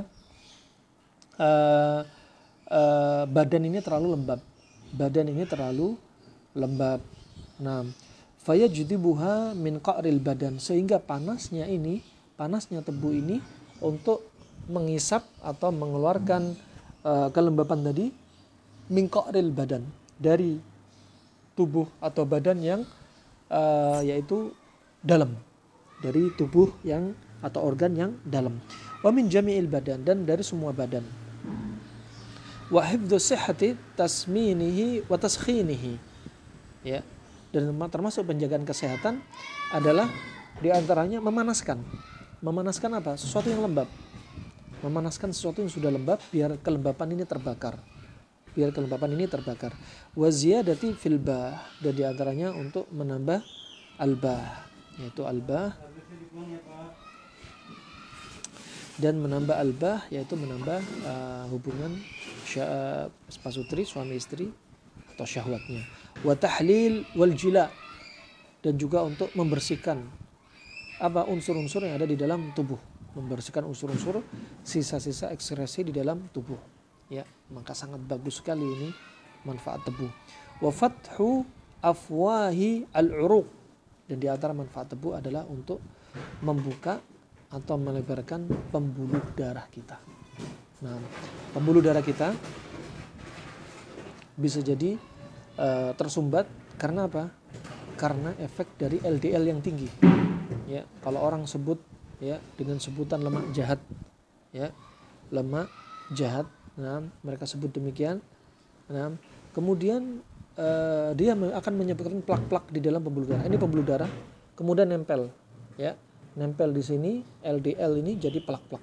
Nah, sehingga semakin yang tadinya besar karena plak-plak yang nempel akan semakin menyempit. Ini jadi masalah, ya, terutama kalau di otak, kebutuhan oksigen di otak berkurang, ya, dimulai dengan gejala sering menguap, dimulai dengan gejala sering ngantuan, ya, atau juga disertai dengan gejala sering lupa, dan ujung-ujungnya bisa sampai terjadi stroke. Dan kemudian masalah yang berikutnya adalah pembuluh darah tidak elastis lagi. Kenapa? Terutama karena makanan berupa lemak yang jenisnya trigliserid akan membuat pembuluh darah kaku. Dan ini tebu, subhanallah, untuk membersihkan plak, ya, membersihkan saluran dan sumbatan-sumbatan, sekaligus untuk apa? Sekaligus untuk melenturkan pembuluh darah. Wah, ini penting, ya. Karena banyak kasus penyakit itu karena 3 hal. Satunya karena ekses, sesuatu yang berlebihan di dalam tubuh. Suatu berlebihan dalam tubuh seperti apa? Ya, penyakitnya orang-orang zaman sekarang. Penyakitnya orang di masa lalu, orang-orang terdahulu, ya, di zaman Nabi, setelahnya atau sebelumnya, penyakit apa? Penyakit defisiensi, kekurangan. Ya, kekurangan. Sehingga banyak didapati juga kasus busung lapar. Ya, busung lapar, kurang nutrisi ini dan itu. Tetapi di zaman sekarang sebaliknya, ekses ini yang banyak. Banyak makan, banyak tidur, numpuk materi di dalam tubuh sehingga muncullah kasus ekses. Jadi ada kasus ekses karena kebanyakan, ada kasus defisiensi, kekurangan. Dan yang ketiga, kasus stagnasi, penyumbatan. Dan ini subhanallah, tebu untuk mengatasi kasus yang ketiga ini, Masya Allah, sangat membantu. Karena kasus stagnasi. Nah, terutama hati-hati bagi kita yang sering mengkonsumsi makanan-makanan yang manis dan pekat. Makanan manis dan pekat akan menyebabkan potensi terjadinya stagnasi peredaran darah. Stagnasi peredaran darah. Dan ini tebu ini, ya, dia manis dan tidak terlalu pekat, ya, lebih condong ke arah encer, ya, lebih condong ke arah encer. Barakallahu fikum. Kemudian watangkiyatil mi'ah, dia juga bagus untuk membersihkan lambung dan usus, ya, lambung dan usus, ya. Semakin kita tua, maka semakin bertambah umur, sejalan dengan itu akan semakin bertambah pula plak-plak, kotoran-kotoran di usus. Terlebih semakin jeleknya kebiasaan makan kita, dia akan semakin bertambah plak-plak. Sekali-kali kalau Anda ingin semakin sayang dengan usus Anda, dengan diri Anda, sekali-kali lakukan yaitu endoskopi. Masukkan kamera ke usus kita, lihat usus kita kayak apa, warnanya putih kah, kuning kah, hijau kah, coklat kah, hitam kah, sehingga kita lebih sayang. Karena umur kita nggak seperti kita masih muda dahulu. Mungkin ketika kita SMP, SMA, kita tidak ada aturan makan, bagaimana makan. Tapi ketika usia 40, ya, organ kita sudah berkurang, pencernaan sudah berkurang fungsinya, saraf sudah berkurang, jantung sudah berkurang, ginjal penyaringannya sudah berkurang, liver sudah berkurang, ya. Kemudian juga otak kita nggak seperti dulu lagi, ya, mata kita sudah nggak seperti dulu lagi. Nah, makanya Allah berfirman dalam surat Al-Ahqaf, ya, ayat yang ke-15, wa idza balagha asyudda wa balagha arba'ina sanatan, jikalau umur kamu sudah sampai asyuddah. Kata Ibnu Abbas mentafsirkan ayat ini, asyuddah yaitu umur-umur 33, umur yang mana kita dulu sekuat-kuatnya, tenaga kita kuat, ya, kita betul-betul prima, wajah yang lebih mungkin glowing pada waktu itu, lebih sempurna pada waktu itu, kekuatan, keperkasaan, kemudian kesempurnaan kulit dan sebagainya. Au balagha arba'ina sanah, atau ketika umur 40. Makanya umur-umur itu umur yang sudah kita harus introspeksi diri. Introspeksi diri apa? Dosa-dosa kita. Introspeksi diri apa? Kesehatan kita dong. Ya, nah, karena kita ingin apa? Ibadah dalam keadaan sehat selalu, istiqomah. Istiqomah dibantu dengan apa? Kita tetap sehat. Di antaranya pola makan. 90% penyebab penyakit adalah makanan. Kemudian rahmatullah, di antara manfaatnya tebu yaitu ihdadi ad-dud. Ya, ihdari ad-dud. Untuk apa? Mengeluarkan cacing. Ya, cacing suka pada kondisi apa? Kondisi lembab. Virus, bakteri, jamur suka pada kondisi apa? Lembab. Ya, seperti tadi gas yang numpuk kena mata sehingga timbul konjungtivitis, hidung timbul pilek, ya. Paru-paru lembab, timbul infeksi paru-paru dan lain sebagainya. Dan perut juga demikian. Kalau perut ini lembab, cacing itu sangat seger. Ya, dia senang. Makanya dikasih yang panas, dingin seperti tebu untuk apa? Untuk mengusir mereka. Bahkan bukan hanya mengusir, bisa membunuh. Bisa membunuh. Juga disebutkan kedokteran Arab klasik di antara obat cacing adalah dengan apa? Jahe, juga habatus sauda, juga bawang putih, ya.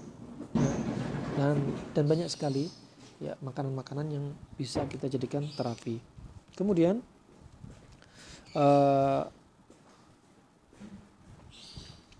alhasil kata Ibnu Qayyim, bil jumlah fala syai'an fa minhu lil badan. Sampai bagusnya manfaat tebu ini, sampai beliau dengan balaghahnya menyampaikan, ya, enggak ada yang lebih manfaat daripada tebu. Coba. Ini hanya balaghah saja. Nah, ada yang manfaat lebih manfaat dari tebu, ada sebenarnya, tapi saking banyak manfaatnya beliau mengucapkan seperti ini. Wa fil ilaj wa ajzil adwiyah. Ketika kapan? Ketika untuk pengobatan atau ketika obat itu lemah. Ya, tebu ternyata menjadi pilihan. Wa hifdzi qawaha wa taqwiyatil ma'ida ila atafil hadzal manafi' fa aina lisukar mithlu hadzal manafi' wal khasa'is aw qaribun minhu. Ini yang beliau sampaikan Ibnu Qayyim rahimahullah. Kemudian ada tambahan pula dari Muhammad bin Muflih. Beliau mengatakan bahwasannya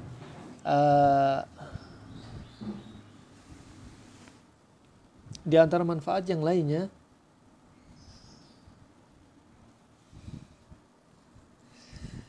dia bermanfaat untuk mengatasi, sudah kami sampaikan tadi sebagaimana cocok dengan ucapan Ibnu Qayyim. Ibnu Qayyim menyebutkan tadi bahwasannya di antara manfaat tebu adalah talyinut tiba' wa ihdadil basar wa jila'id dhulumatih. Ya, wa jila'id dhulumatih. Ya, di antara manfaat tebu adalah menajamkan pandangan mata, juga untuk menjernihkan buram atau kegelapan pada pandangan mata.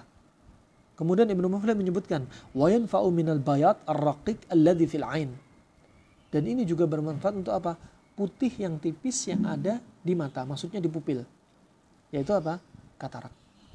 Berarti tebu ini menjaga terjadinya katarak sekaligus untuk apa? Untuk menghilangkan orang yang sudah kena katarak. Orang yang sudah kena katarak. Bahkan ada katarak seperti katarak diabetik. Katarak diabetik, katarak karena kencing manis. Ini subhanallah satu paket. Kencing manis ternyata bisa diobati dengan tebu, katarak juga dengan tebu. Sambil menyelam, bukan hanya minum air, minum susu sekalian. Ya. Nah, kenapa? Ngobati katarak, kencing manisnya sembuh juga. Nah, dua hal didapati. Nah, barakallahu fiik. Dan di sini sebagaimana kita sampaikan dalam pertemuan sebelumnya, coba kalau kita lihat kisahnya Nabi Yakub yang matanya buta, ya, yang beliau ini butanya karena sedih. Nah, sedih. Sebagaimana Allah sebutkan dalam surat Yusuf ayat 84, wa abyadat ainahu minal huzni fahuwa kadhim. Dan kedua mata Nabi Yakub memutih. Kenapa? Karena sedih yang numpuk. Nah, sebagaimana kita ulang-ulang, sedih yang numpuk ini, kata dokter dari Mesir, dokter di masa sekarang, ya, sedih ini menyebabkan adrenalin meningkat. Nah, kalau terus-menerus meningkat terus. Kalau meningkat terus, bikin insulin turun. Kalau insulin turun, gula darah naik. Gula darah naik, ya, ini menyebabkan apa? Katarak diabetik. Ya, katarak diabetik. Dan Muqatil rahimahullah, salah satu ahli tafsir, menyebutkan Nabi Yakub ini sedih hampir sekitar 40 tahun, sehingga karena sedihnya menyebabkan kebutaan sekitar 6 tahun. Sekitar 6 tahun. Wah, ini subhanallah, ya, katarak diabetik ini karena kencing manis sangat bagus menggunakan tebu. Sangat bagus menggunakan tebu. Terutama ini pengobatan dari sisi makanan, tapi pengobatan dari sisi jiwa penting untuk diobati. Jika sebabnya sedih, maka terapinya adalah mengobati sedihnya pula. Dan itu yang paling penting. Itu paling penting. Sebagian ahli pengobatan menyebutkan bahwasanya di antara faktor kesembuhan di antaranya 50% itu di antaranya adalah perasaan. Nah, perasaan. Ketika kena COVID, swab, kemudian dia drop, nah, maka perasaan ini mengaruh. Drop kenapa? Karena ketakutan berlebihan. Karena media yang menakut-nakuti. Nah, biasa saja. Nah, orang kena COVID juga belum tentu meninggal. Nah, berapa banyak orang COVID? Banyak yang sembuh. Maka itu penting perasaan. Ketika kena stroke, dia nggak ada keinginan untuk sembuh. Perasaan nggak punya keinginan untuk sembuh. Saat itu dia lama. Maka perasaan itu sangat penting sekali. Nah, dan mutlak semuanya kesembuhan tentunya milik Allah Subhanahu wa taala. Tapi sebab-sebabnya di antara 50% adalah perasaan. 50% adalah perasaan. Nah, termasuk katarak diabetik di antaranya karena diabetes, dan diabetes sering kita dapati juga muncul ternyata karena perasaan, sedih. Pola makan sudah oke, Masya Allah, ternyata sedih ini sangat pengaruh sekali. Sedih sangat pengaruh. Nah, barakallahu fikum. Kemudian rahimana rahimakumullah jami'an, Ibnu Muflih juga menyebutkan di antara manfaatnya, ya, orang yang makan tebu terlalu tua, ya, dan terlalu sering, yuwallidu daman akkaran wa yuhiju as-safra, akan menimbulkan apa? Orang yang makan tebu tua terlalu sering akan menimbulkan apa? Daman akkaran, ya, yaitu akan menimbulkan darah yang keruh, ya, darah yang keruh, darah yang kotor, darah yang sangat pekat. Nah, kalau terlalu sering, ya. Nah, wa yuhiju safra, kemudian akan menyebabkan safra. Apa safra? Jaundice, ikterus, gangguan pada liver, ya. Karena tadi apa? Akhirnya timbul apa? Stagnasi peredaran darah. Nah, juga ada kasus jaundice. Nah, ini kita harus tahu konsumsinya tebu nggak boleh berlebihan, ya. Terkadang-kadang aja. Jangan sekali konsumsi langsung banyak atau banyak setiap hari. Anda konsumsi, ya, ketika dibutuhkan, ya, atau Anda konsumsi sesekali. Nah, itu yang direkomendasi. Barakallahu fikum. Kemudian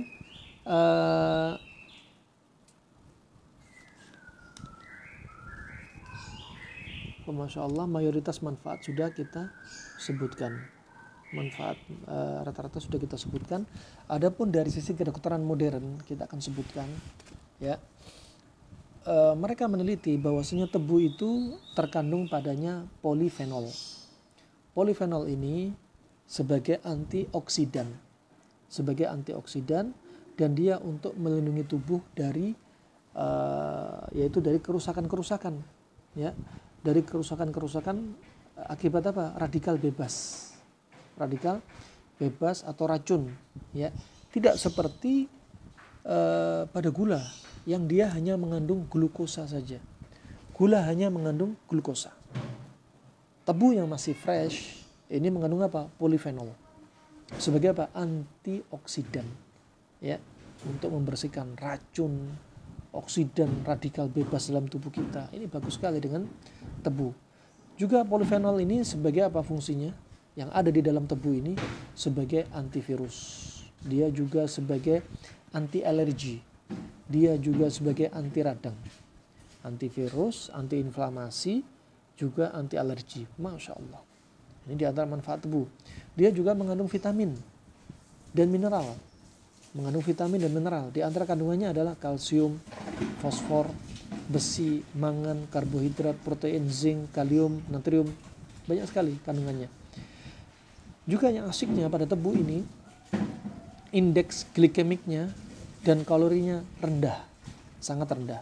Sehingga tebu walaupun manis itu bisa dikonsumsi untuk orang kencing manis. Bahkan sebagai obatnya kencing manis. Subhanallah. Nah, ini sudah teruji coba.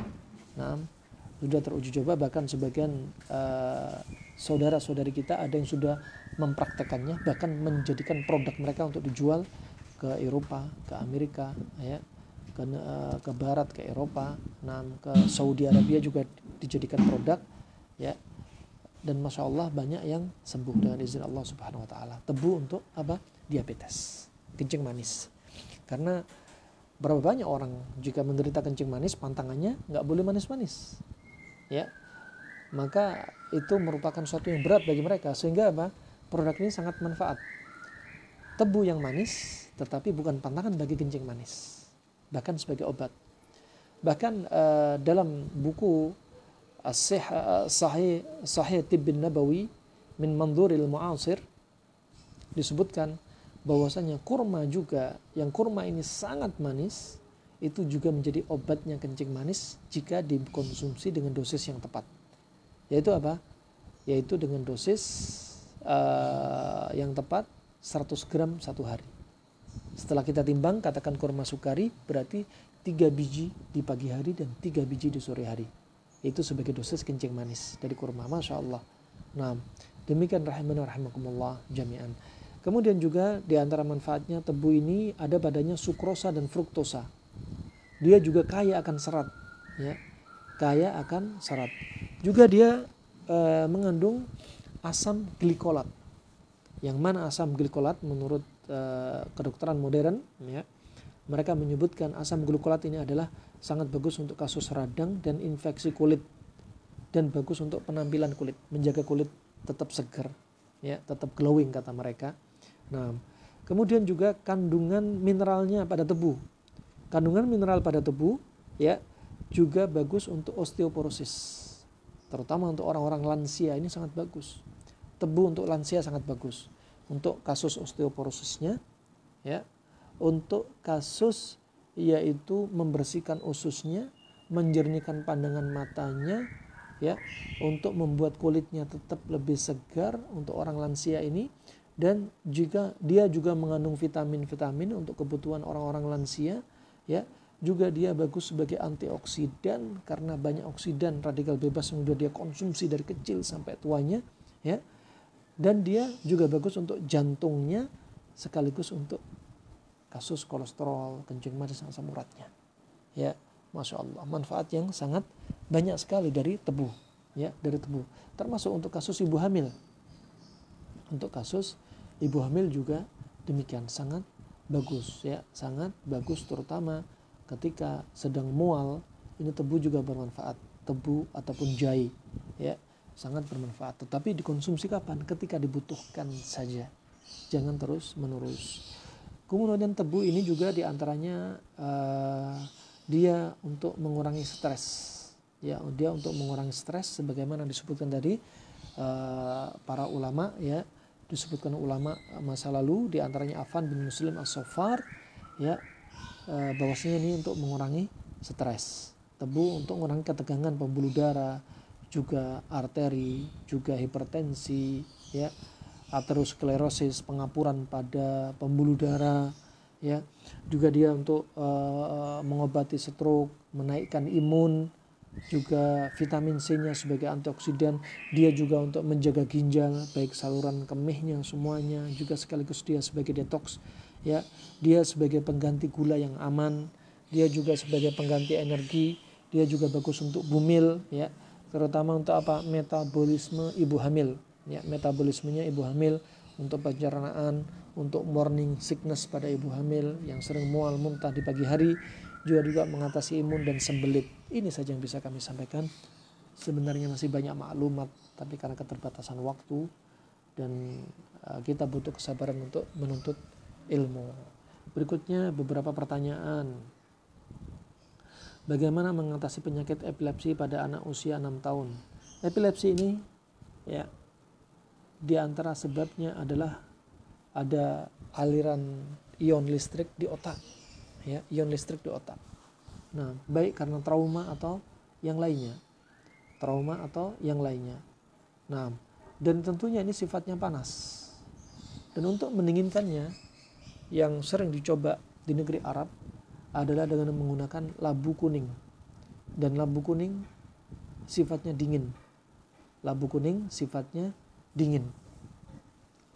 yang sifatnya dingin ini, ya, untuk mengontrol panasnya di otak. Panas otak. Nah, juga bisa Anda bantu dengan sering apa? Mandi. Ya, mandi pada jam-jam yang sangat efektif untuk mendinginkan otak. Seperti biasakan mandi pagi, ya, sebelum subuh, itu sangat bagus, ya. Diguyur kepalanya, dari kakinya dahulu kemudian naik ke badannya hingga kepalanya. Ini sangat bermanfaat sekali, ya. Kemudian tentunya kurangi apa? Makanan-makanan yang sifatnya panas. Kurangi kambing, ikan asin, bebek, ayam. Nah, dikurangi. Usahakan makan apa? Banyak konsumsi bayam. Untuk protein hewaninya konsumsi ikan. Kemudian digunakan juga labu kuning yang kami sampaikan tadi. Kombinasi panas dingin juga bisa dipraktekkan. Kemudian assalamualaikum warahmatullahi wabarakatuh. Waalaikumsalam warahmatullahi wabarakatuh.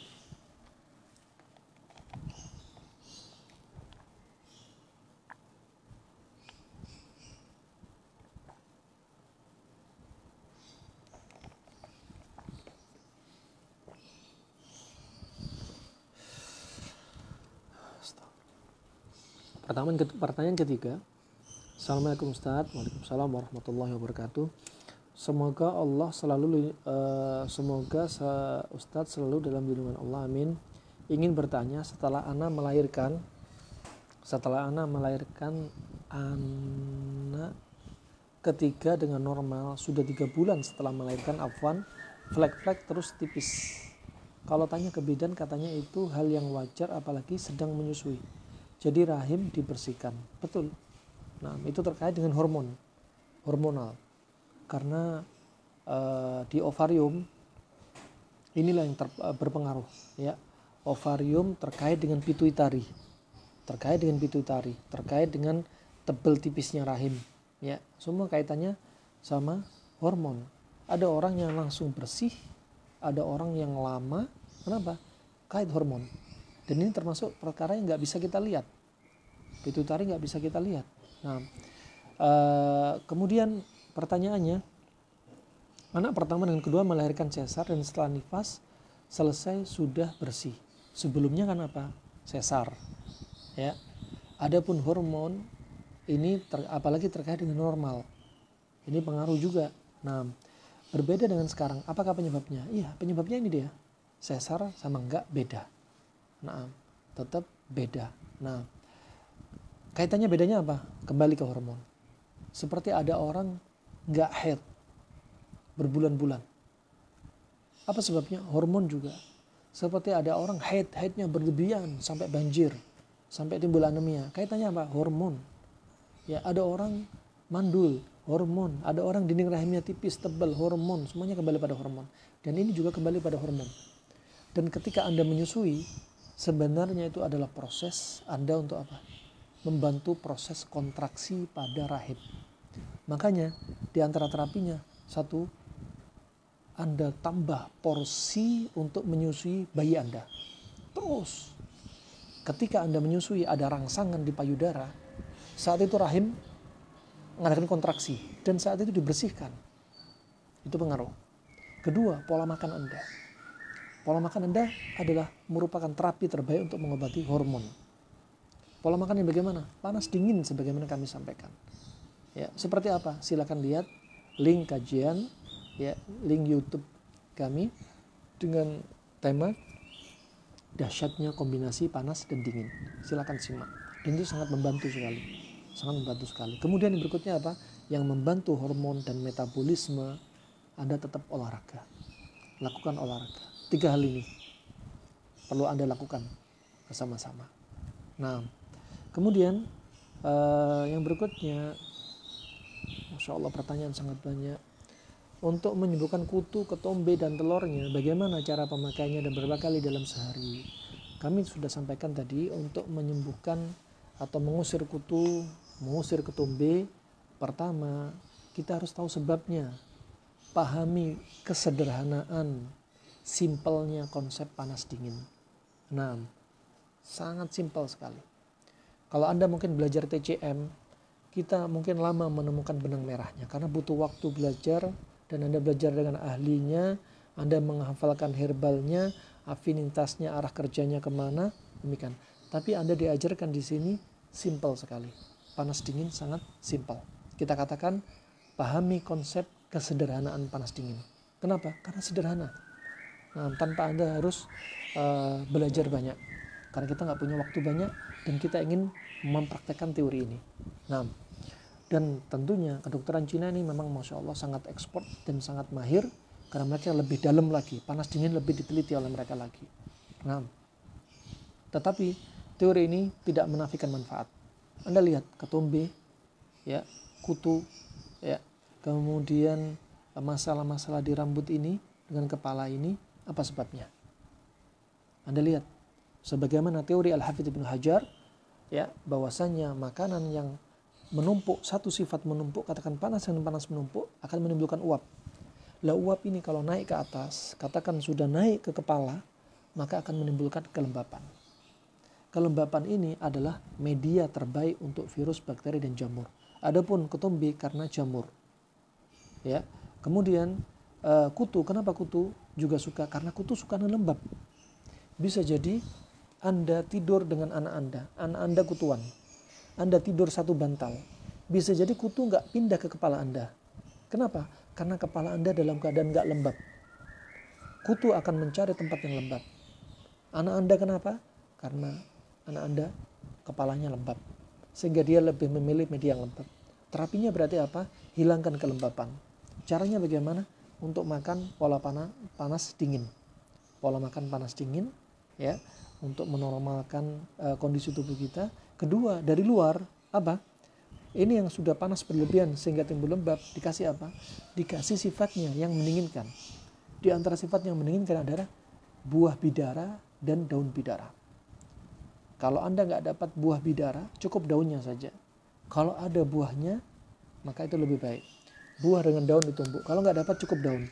Daun ditumbuk, ya. Kemudian bisa Anda campur air sedikit anget, ya, biar partikelnya mudah keluar. Kemudian Anda oleskan di kepala. Anda oleskan di kepala, biarkan 1 jam. Itu setiap hari. Jika bisa dilakukan pagi sore. Kalau nggak bisa cukup sehari sekali. Ya. Dari dalam pola makan diperbaiki. Panas, dingin. Kalau mau tambah efek dari dalam, minum juga rebusan daun bidara. Nah, rebusan daun bidara. Kalau orang dewasa, dosisnya 1 genggam, genggaman mereka masing-masing. Kalau anak kecil, genggaman mereka sesuai umurnya. Nah, kemudian dari luar, yaitu dengan daun bidara yang dilumurkan, dibalurkan ke kulit kepala. Itu tuh apa? Ngusir kutu sekaligus untuk menghilangkan ketombe. Berapa banyak dari saudara kita yang hanya konsumsi panas dingin saja, tanpa pakai daun bidara. Ketombe banyak. Ya, dari pengakuan dia sudah pakai herbal apapun nggak sembuh, obat kimia apapun nggak sembuh. Akhirnya subhanallah dengan izin Allah kita dipertemukan, dia baru konsumsi panas dingin, setiap makan diusahakan timun ada. Dalam hitungan 6 hari pengakuan dia ketombe hilang. Ini masih panas dingin dari dalam.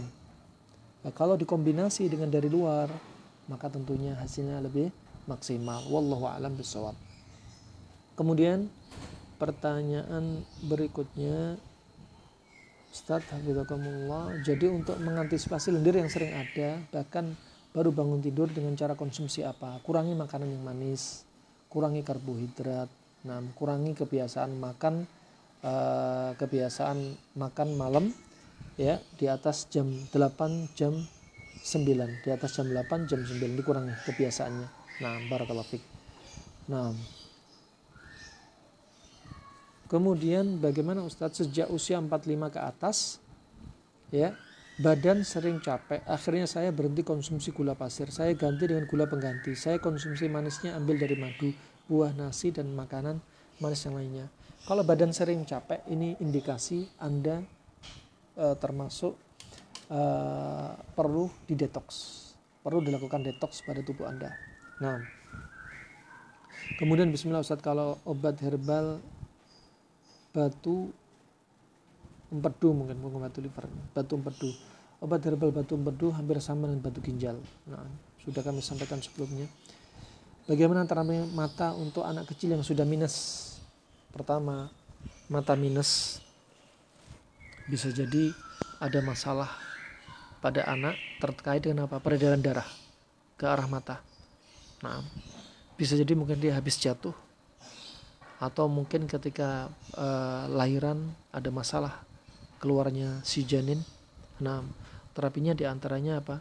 Biasakan anak Anda renang ya, minimalnya sepekan 2 kali. Usahakan renang terus menerus.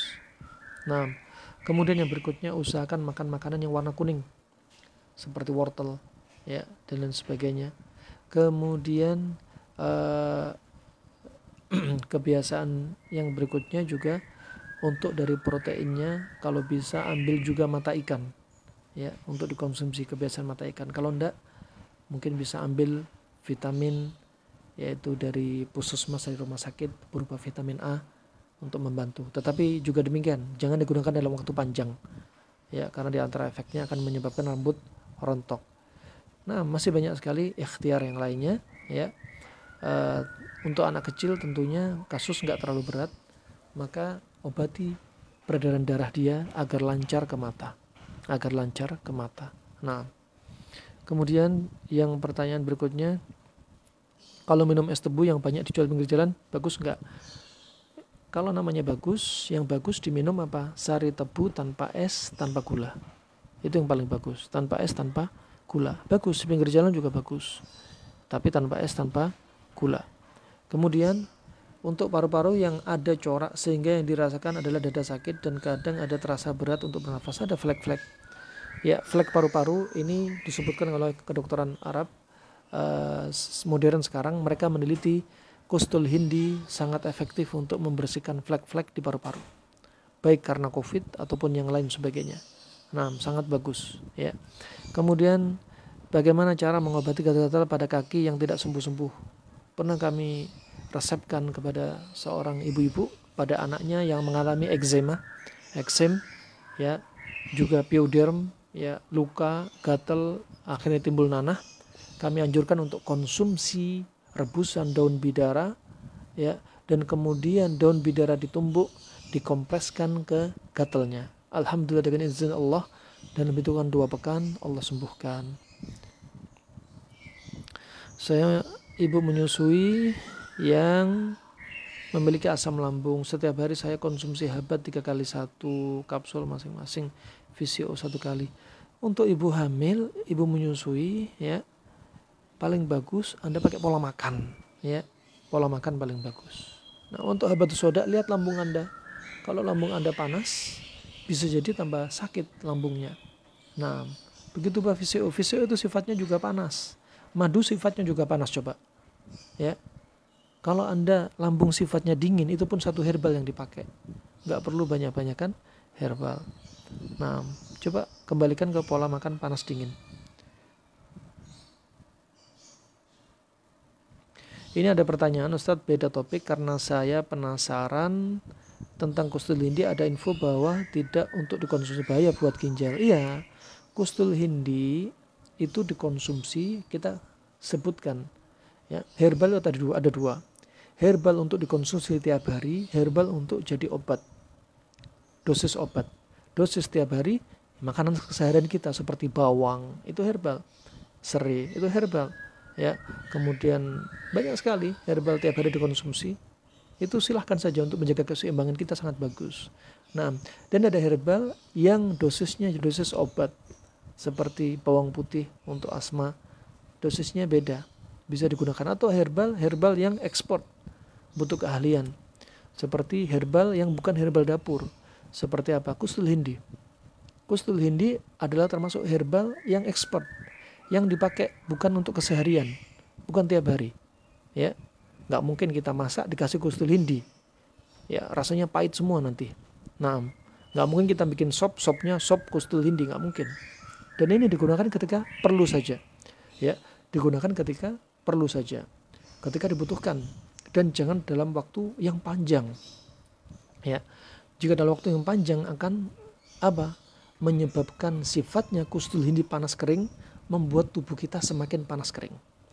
Kata Hippocrates, bapak kedokteran Yunani, ya, kalau tubuh kita sering konsumsi panas kering, apalagi tubuh kita panas kering, ditambah panas kering, akhirnya tubuh kita akan mengalami kekeringan.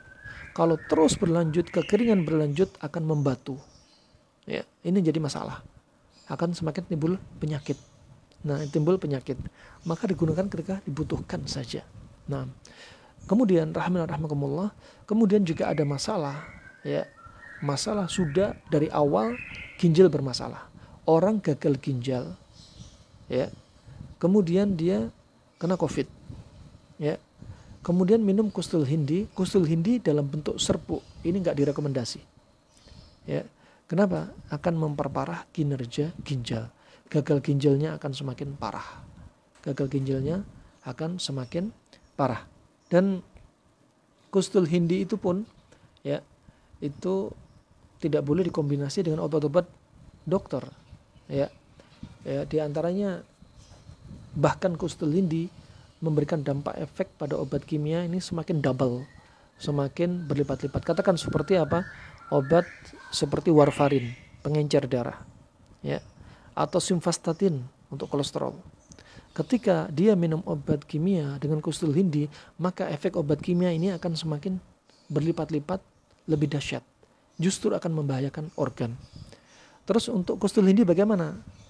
Kalau aman untuk ginjal diapakan? Direbus, ya, direbus. Kalau dibakar, mau diapain? Dibakar. Kalau dibakar ditumbuk, kemudian dikonsumsi, nggak boleh juga. Nah, maka kalau sudah ada masalah ginjal, herbal seperti ini cukup diminum airnya, dan itu paling aman. Barakallahu fiik. Nah, kemudian kalau penggunaan gula, maksudnya gula pasir yang berlebihan tidak baik. Apakah bisa diganti dengan gula batu? Gula batu lebih mending, tapi semua tetap ada batasannya. Semua ada dosisnya. Ya, gula merah sifatnya dingin. Gula pasir sifatnya panas. Garam laut sifatnya panas. Garam Himalaya sifatnya dingin. Wallahu a'lam bishawab. Insyaallah sampai di sini aja. Ya, sudah menunjukkan jam 11 lebih 5. Harap dimaklumi jika ada kekurangan atau kesalahan dari saya karena keterbatasan ilmu saya, dan tentunya masih banyak yang lain yang lebih mahir dan lebih paham. Ya, saya yang sampaikan hanya saya sampaikan sebatas ilmu saya, sebatas yang kami dapati, juga pun itu pun sebatas kedokteran Arab klasik. Ya, kedokteran Arab klasik. Barakallahu fikum. Semoga materi ini bermanfaat untuk Islam wal muslimin, dan semoga kita termasuk orang-orang yang bisa syukur nikmat kepada Allah selalu, bisa menikmati nikmat Allah termasuk tebu, ya. Kita menghisapnya, kita minumnya sambil merasakan nikmat Allah begitu banyak sekali, dan belum juga manfaat-manfaatnya. Ini pun karena apa? Rahmat Allah yang satu rahmat saja diturunkan di muka bumi. 99 rahmat Allah simpankan untuk kita di yaumul qiyamah. Nah, semoga Allah mudahkan kita untuk selalu menjalankan ketaatan kepada Allah Subhanahu wa taala, dan menjauhkan segala kemaksiatan kepada Allah Subhanahu wa taala. Amin ya rabbal alamin. Dan semoga Allah wafatkan kita dalam keadaan husnul khatimah. Barakallahu fikum. Sekali lagi jazakumullah khair kepada yang hadir, dan terkhususnya panitia, yaitu majelis kajian taklim guys, ya, majelis kajian Al-Fath, guys. Hafizakumullah wa barakallahu fikum. Subhanakallahumma bihamdik asyhadu an la ilaha illa anta astaghfiruka wa atubu ilaik. Wassalamualaikum warahmatullahi wabarakatuh.